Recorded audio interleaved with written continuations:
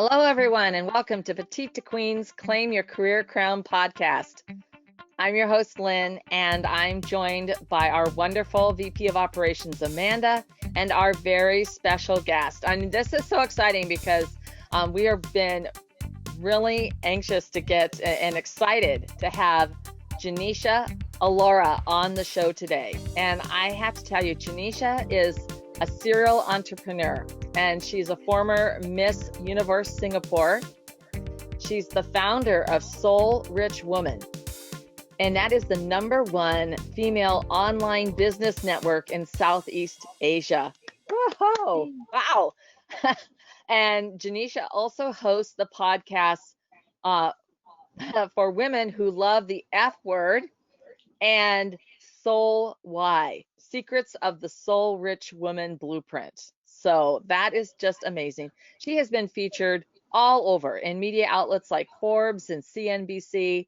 And today we are so lucky to have Genecia with us. And we're going to be talking about how she built her business and how she manages it completely digitally and remotely. So Genecia, welcome, welcome. I'm so glad to have you here today. Thank you for having me on your show. I'm really excited.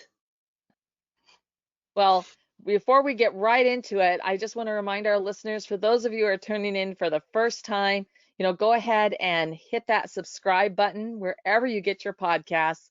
And while you're at it, go ahead and share the love and click those 5 stars. We would appreciate it. All right. So, let's get right to it. Genecia, I looked over your bio, your website. I was just so impressed with everything you're doing. And it really spoke to me on this mission to lift women and to make this huge impact in the world. And you yourself have had such an incredible and diverse career path. Can you share with our audience a little bit about your journey and how you became an entrepreneur and what led you to start Soul Rich Woman? Well, I didn't succeed on the first try. I basically have gone through quite a lot of ups and downs. I started working when I was 14 years old because my family financially, we were not sound. So I had to work as an instructor. I teach yoga, aerobics, and country line dancing. My mom had to pawn her gold to send me for these instructor programs. So I became one of the youngest instructors in Singapore. Later on in school, I was constantly being bullied, and that was not an easy path for me because I couldn't change out my clothes and my bags and my pencil cases, things like that, that were targets for the mean girls. I still remember there was one incident in school where the mean girl cornered me. A group of them cornered me at the basketball court, and the leader walked up to me and pulled open my PE shirt, exposing my bra, and she went, "Oh, you're wearing the same bra?" So that took a hit on my self-esteem, and I cried really terribly. I just felt humiliated. I went home to my mom, and my mom, being my mom, right? She said, "Turn your mess into your message." And I thought my mom would stand up for me, right? In school, I go to school and then, corner those mean girls and kind of get them going. But she didn't. She told me this. So that drilled into my heart. Throughout my years, I had a first taste of entrepreneurship when I was about 18 years old, when I knew that I needed to scale up my time because I couldn't just be working odd jobs and training as a waitress and instructor at the same time 7 days a week. I had to make more within an hour. So I formed a group of instructors whom I supplied to events and corporate organizations. So within a single hour, I made more money than just trading time for money. So that was a first taste of entrepreneurship. Later on, I went into occupational therapy. I graduated and I worked in hospital and went through SARS in 2003 and 2004. As a 9 to 5 healthcare worker, that incident transformed my mindset. That told me that I really need to pursue what I want to pursue instead of waiting out and thinking that things are going to be better by the time I finish my rat race. So even though I'm passionate in helping people, I want to help people in other ways, in the ways that I think that it's something that is fulfilling of my dreams. So I went on to join Miss Singapore, which is actually encouraged by my girlfriends, whom encouraged me, and never just about the quantity of friends, but really about the quality of the people. I mean, you are the average of the 5 people whom you hang out with the most.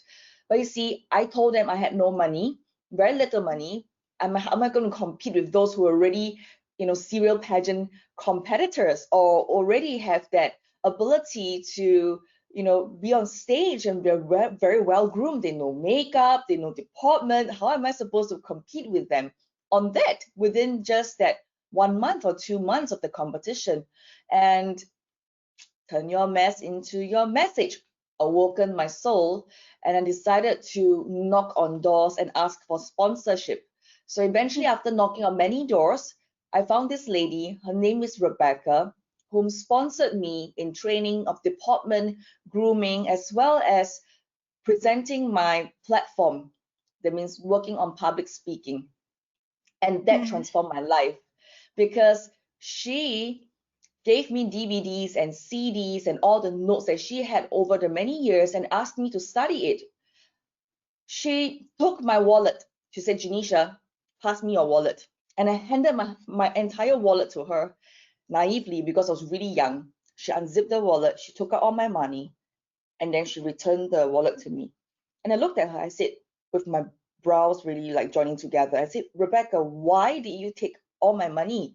That's all I've left. $60 is all I've left for an entire month.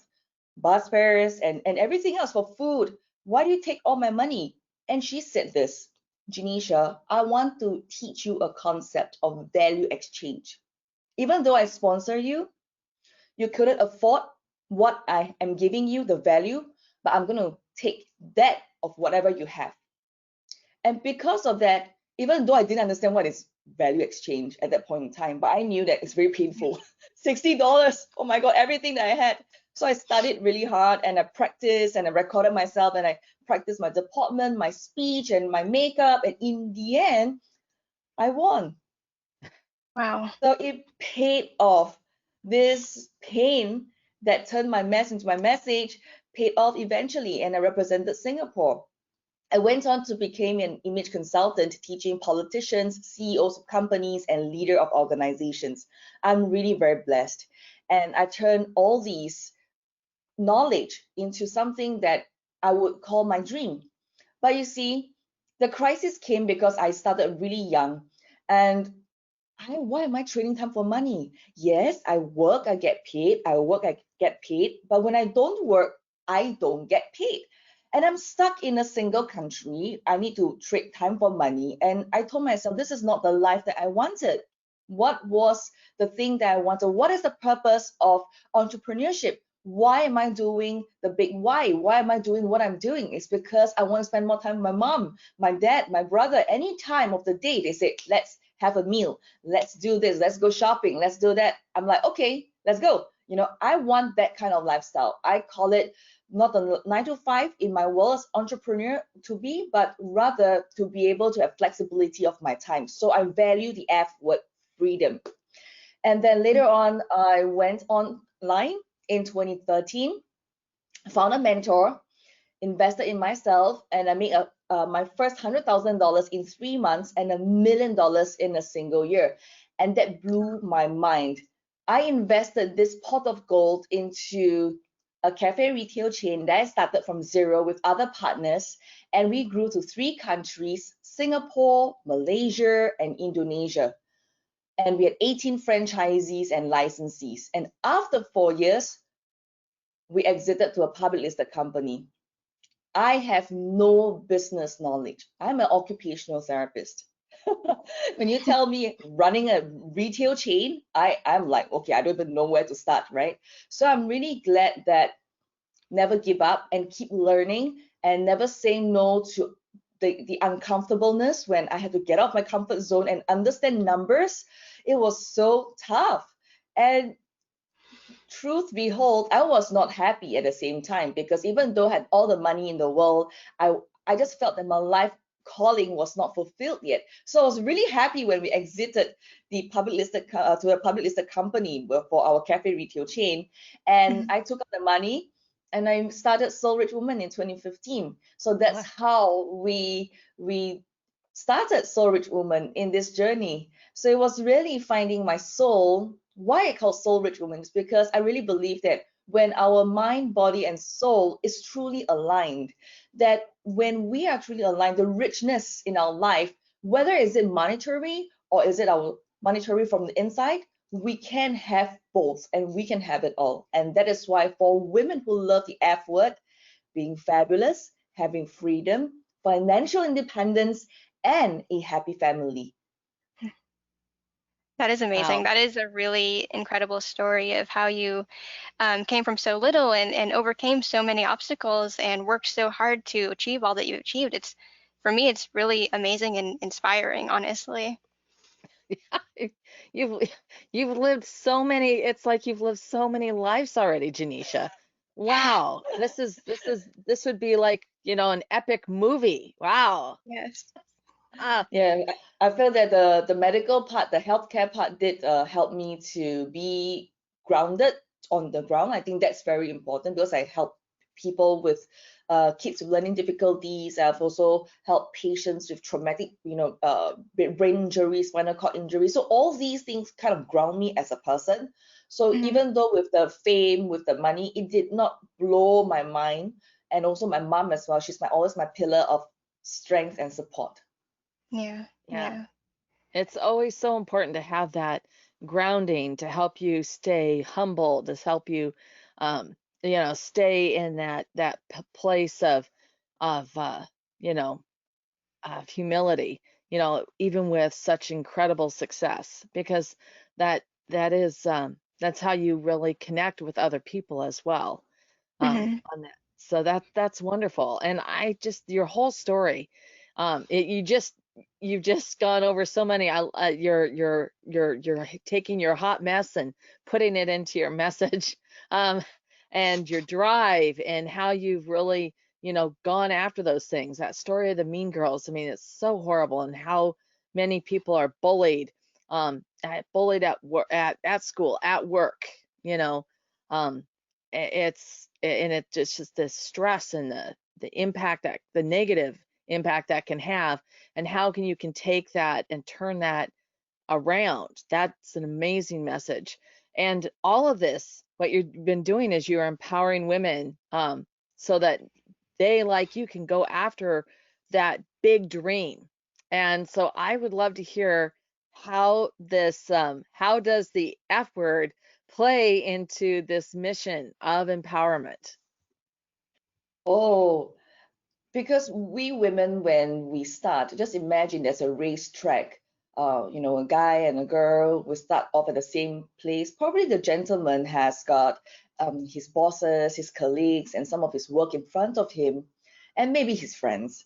But for a woman, we start off at the racetrack equal, but along the way with our children, their homework, their household chores, the things you need to do at home, to cook, you have to do so many things, eventually reaching your dream. But sometimes a lot of women don't get there, right? So Yeah. in Asian culture, here in Southeast Asia, we women, if we are the perfect wife, we are, A-star wife, right? If we can live with our in-laws, we are A-star daughter-in-laws, right? So these are things that gets in the way of for women who are pursuing their dreams and doing the F word. So that's why when I said the F word, it could mean anything to anyone. We don't define their life or their dreams to, oh, making $10,000 a month. No, we define it in their world. How does it look like for them if they want to make $10,000 a month with the F word? For example, being fabulous and then making $10,000 a month, having Mhm. freedom and then making $10,000 a month, right? So whatever the case may be, they can own it in their own capacity, in their own world, and fulfilling it outwards. Yeah, All I right. love that. And I love how you take something that could sound like it could be offensive or a little bit taboo, but you turn it into something positive and uplifting. How the effort can be freedom or family or financial independence. I think that's really cool, and I think it can bring in a lot of people and start conversations too. Yeah, definitely. Yeah. So you successfully manage a fully digital business, working with remote employees from different parts of the world. And that's actually a lot like how we at Petite Queen are set up. We have people here on the west coast of the United States, but we also have people in Ireland. Can you talk about what it takes to make a business digital and how to manage it? Wow, this is a very interesting question because when I first started, I refused to delegate anything at all because I think being the CEO or the founder of the business, I could do everything better than anyone else, right? So that was how it all started. But by doing so and thinking in that mindset, I became the bottleneck of my entire business. Everything has to be Genecia, Genecia, Genecia, Genecia, Genecia. Oh my God, my earnings were limited, right? So in order to grow to my first 100,000 and then to my first million, I built a team. So the first step I took, I would say I learned how to delegate out by writing out the task first of what are the things that you want to do or don't like to do, or what you do really well and you wish that you could free up your time.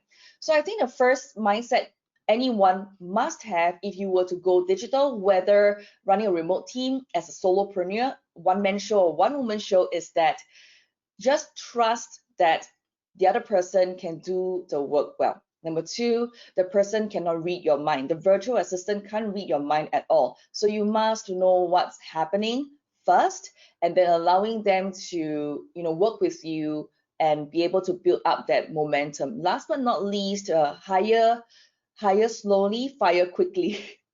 I mean, it's because sometimes you get catfished, right? People put up a really impressive profile, their resume looks really awesome, their work that they sent you as a portfolio could not be what they have done, or even their references could be fake. So because I've hired a team, my biggest team is right now we're at 21 remotely. We're in the Philippines, we're in Malaysia, we're in Ireland as well. And we realized that people just have this thing when it's online, we can't control what happens. So that is why if you get started, always remember these three things. But of course, a quick tip will be you can really delegate if you have $50. So a lot of people think that, oh, delegating means I need $1,000 or $2,000 to hire somebody. Hey, if you do manicure, pedicure, you go to salon, you go to your massage, you go for movies, you go restaurants, there is a $50 hiding somewhere. $50 either a week or $50 a month. Whatever the case may be that fits your budget, start somewhere. Outsource a task that you fully hate, so that you can function in your zone of genius, right? And get started from there. I mean, I'm sure you figure that out. Yeah, Yeah, no. definitely. Yeah. And it's so important to have, the right team members, working together, you know, um, and striving for the same thing, that we're all working towards the same big goals. And I would say that the communication is so vital amongst the team, to your point. And I've also been caught in that of, just thinking that, people cannot read my mind. So I have to clearly explain what's needed. And if we really work on our processes and our systems, so and then we'll get together and we'll revisit them, and what are some things that we could do better, the steps that we could remove to make it easier, or are we doing something where it's going through a bottleneck? Is there a way that we can communicate on a cloud where people can get the information they need right away, instead of asking someone else to get the information? All of those are just little pieces of that big puzzle that I would add to your wonderful the pieces that you laid out. Yeah, I would also add in actually two more software that I use in case for your listeners, if you're listening, you're thinking, okay, so how do I even manage people? Use a project management tool like Asana. It's free, Asana, Asana, Mhm. or even use Skype. So my communications are mainly on Skype, like, and then managing the team on Asana as well. So these are the two main tools I use. Yeah, I've used Asana. We use a lot of things on the whole Google Drive, Google Sheets, and so that we can manage things that way as well. Yeah, that's true. Um, so telecommuting has been a rising trend, and it's been going up in response to COVID-19, naturally. How do you manage employees working remotely from different parts of the world? And do you have any tips for people in organizations that are moving in that direction? Well, so I think trust is key. I think trust is important. Don't keep worrying whether they're sleeping or they're, playing in their handphone, surfing Facebook when they're at home. I think measure by KPI. I think for my team, we measure by key performance indicators, meaning that we look into the task. Have you completed? If you could complete the task that I've given you in, let's say we think it's 3 days, but you could do it in 2 days, why not? Right?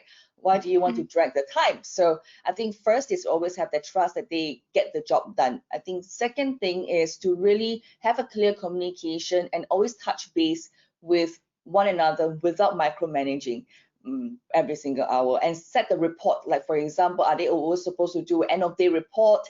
And then when they come in, are they supposed to, set out a list of tasks they're supposed to complete and then get that done? So that will be very clear as to the person when they sit down, they get started in their day in a remote space without you, or without them sitting in the office with next to any colleagues. They will be very clear in their minds exactly, okay, today I could get 3 things done. These are the 3 things. Okay, so what do I need to do? So that will be important. Third one is setting up a collaborative space, like what you've mentioned, Google Document, Google Sheets. Well, for us, we use Asana, and then basically we put into this timeline project, and then we put everyone into that space where they collaborate. So I think that is key. Yeah. Yeah, no, I definitely agree with you. Especially in terms of trust, that's something I've thought about a lot in regards to workspaces.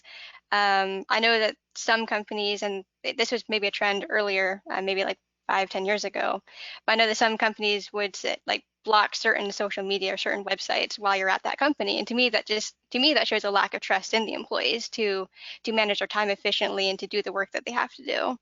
So I do agree with you in terms of trust and like trusting that you hired the right people and that they take the job seriously and that they'll get the work done without you needing to hold their hand or, guide them each step of the way.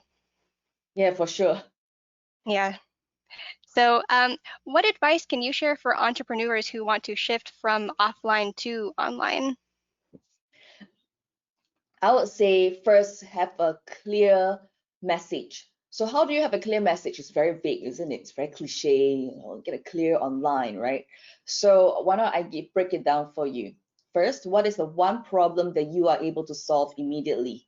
And that when you post it online, people will know and recognize you being the expert.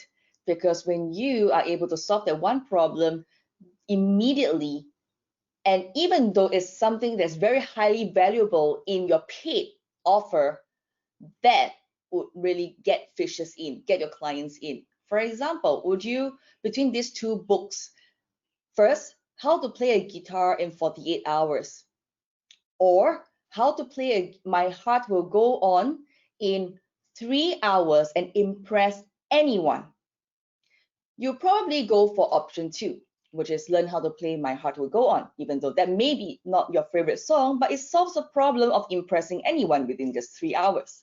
So Hmm. if you want to go online, really look at your offers. Don't think that your offer is really amazing, because online is very noisy, online is really crowded. Gone are the days where click here to subscribe to my newsletter is dang, it's already thrown out of the window. So really look in solving that one problem immediately for your clients. Love your customers more than you love your product. That is key.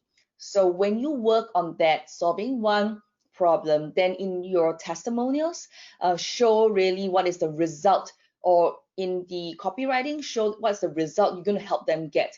Helping them to get freedom is great, but what is a little bit more tangible in your message to really show that maybe you want to be a rock star father, right? How to become a rock star father, but rock star mom. Okay, how does it look like? So help your clients or customers see that, like for example, how do you have more time for your children? Extra 2 hours. Let's get 2 hours more every single day for your kids. Wow, I want that. So really look at these two pieces. First, to be able to target, solve one problem immediately, and then show them the result. What are they going to get by choosing your offer? Yeah, I love that. I mean, that really fits into our whole philosophy on sales. And I call it that second step is so they can. So they can what? I mean, that's the big puzzle. And to your point, is it spending more time with the family? Is it spending more time on themselves so that they can write the novel that they want to finish? It's that so they can. That's really a key. Not only solving that problem, but it's solving that problem is going to enable them to do what, you know, and how does that make their life better or their workplace better? Um, and that really is so important. I love that. I love that because that's just how I think about certainly about connecting with sales and helping my customers, and why it makes such a big impact for me is to know that I've done something that's made their life a little bit better. Yeah. So, Yeah. I have to say, Genecia, what's really amazing to me is that, I mean, in such a short period, I mean, you founded the company in 2015. That's 5 short years ago from founding it from nothing. And you've built one of the leading women's support groups in Southeast Asia.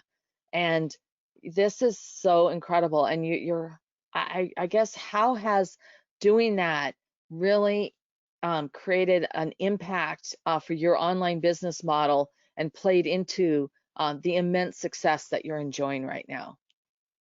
I think always take time out to be yourself first as the founder of the business.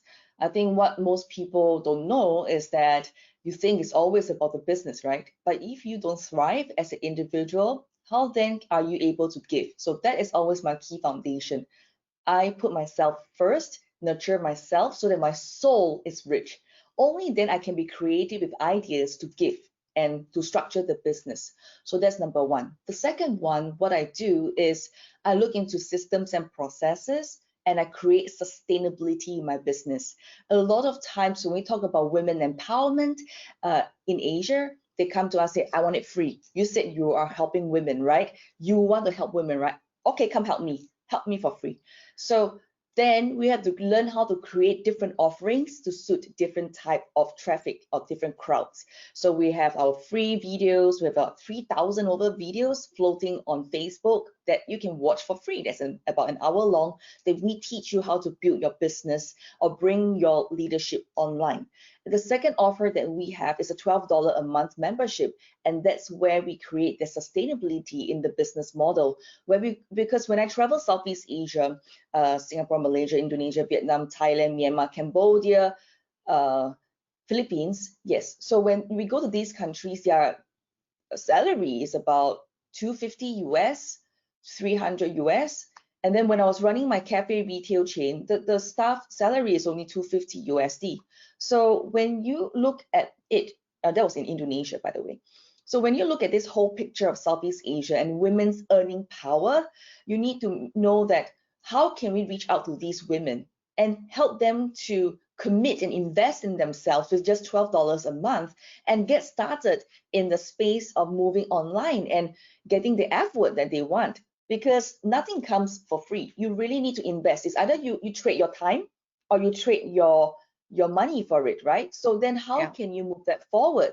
So that in itself is to create sustainability in business. And we have got coaching, mentoring, and of course masterminds as well. And those go into 5 to 6 figures, and catering to a different group of audience altogether who are ready to take action. They want to scale up their business to 1 million. So some of them are doing about 100 to 200,000 a year. They want to move up to 500,000 to $1 million, and some from 1 million they want to go up to $2 to $3 million. So that range would mean you need to invest $100,000 to get your coaching done, or a mastermind to make sure that you stay connected, because I mean, you are the average of 5 people that you hang out with the most. And thankfully also, Singapore government is really amazing. Even during this pandemic situation, they are offering, not say subsidy, I would say it's a training fund that they give to every Singapore citizen, about 1,000 to 1,005 Singapore dollars, depending on which age group you are at. So if you're between 40 to 60 years old, or above 40 years old, you're given $1,000 of training funds that you can learn and use these funds to self-upgrade. Yeah. So we are also, Soul Rich Woman is also one of the training provider for the government programs called Skills Future Singapore. Skills Future Singapore. And our programs, we teach people to go from offline to online in 3 key areas. First, podcasting, because it's an upcoming trend. How do you do voice marketing and in social media? The other one is how do you do live streaming? It's a big thing here as well. And last but not least, we do look into digital marketing. How do you use evergreen marketing principles and not be overwhelmed by all the changes that's happening in the algorithms and different platforms disappearing and appearing, you know? So we want to help people to go from offline to online in these 3 areas. And we have helped 100,000 Singapore citizens to do just that. So in multiple ways, you cannot just depend on one source of income. So if you're in a coaching business, like what I was doing when I used to do, great, we can do high ticket items, but how much can we make? And what if you are sick and you can't run it anymore? And then you need to build a recurring business model that without you in the business is running by itself. Yeah. And then another stream where you can work with corporate organizations or even like government and have the projects that allow you to empower other people and train other people in your own domain knowledge and offer them at an irresistible offer, which is just only $500 for a day program. And that will allow you to build multiple sources of income for your business and for you to grow. And that's how I've grown Soul Rich Woman over the years. And to be very honest, I did not do it alone. I have my team, I have my partner, who is also my mentor. His name is James Wee. And I appreciate that because me being me, I have my own pattern, you know, I have my own style. But having a guy in a woman business kind of anchors it as well, because he will give a perspective that sometimes I can't see. I call it the blind spots. So I just want to encourage you, for those of you who are listening in today, that get a mentor, find a mentor or a coach. Don't be in a hurry to get a partner, although that's the different ball game altogether, because me and James, we've known each other for more than 10 years, and we have worked together in the cafe retail chain business. And that is why we have the trust to move forward to that other business as well, which is Soul Rich Woman. So really focus and get a mentor, maybe take you through so that you can have a shortcut to your success, because alone you are strong. Together, we are unstoppable. That is so true. And I love that idea of bringing in, it's so important to have diverse thought to round out your thinking, and because people see things in a completely different way, and you can take your paradigm and you can tilt it on its axis and see around to the other side, because someone else is going to have a totally different perspective.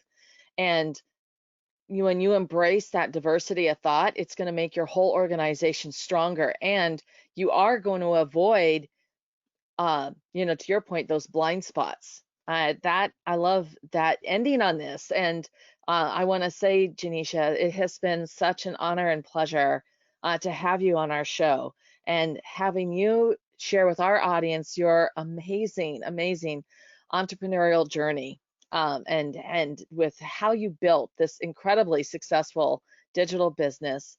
And I know our audience is going to want to know how they can contact you or find out more about you.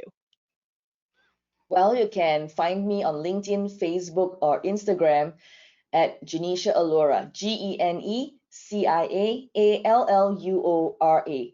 Or you can search me on podcast, whether is it Spotify, Apple, or Google, or anywhere on your app, and search my name, Genecia Alluora.